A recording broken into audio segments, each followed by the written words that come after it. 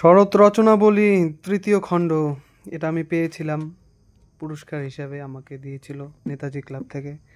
আজকে আমার বন্ধুর মনে বলে রোম্যান্স নেই, সেই মনের রোম্যান্স ফিরিয়ে আনার জন্য এই শরৎচন্দ্রের আমার এই চরিত্রহীন এই গল্পটি আমি আমার বন্ধুকে আজকে পড়ার জন্য সাজেস্ট করলাম। দেখি বন্ধুর এই গল্পটা পড়ার পরে কিরকম রোম্যান্সটাকে। বন্ধু বলো কিছু। না, আমি পড়ার আগে কিচ্ছু কম না। না, তোমার কেন কেন মনে হচ্ছে যে তোমার উপন্যাস পড়া জরুরি? কারণ টাইম পাস হয় না।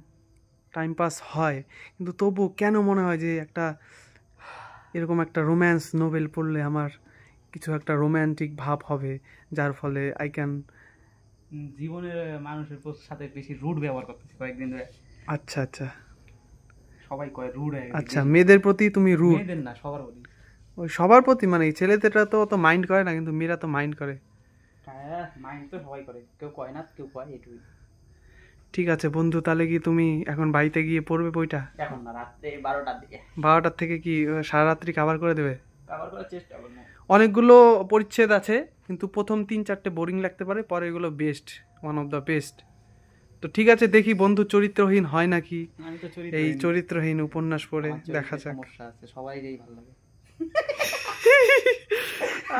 এটা কোনো ব্যাপার না, কারণ এখন হয়, যখন কাউকে পেয়ে যাবে তখন এরকম মনে হবে না, আই থিঙ্ক।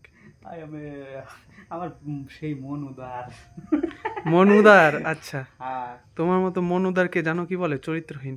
ওইটাই তো, আমি চরিত্রহীন, আই অ্যাকসেপ্ট ইট। নিজেকে যারা চরিত্রহীন বলে তারা থরি চরিত্রহীন।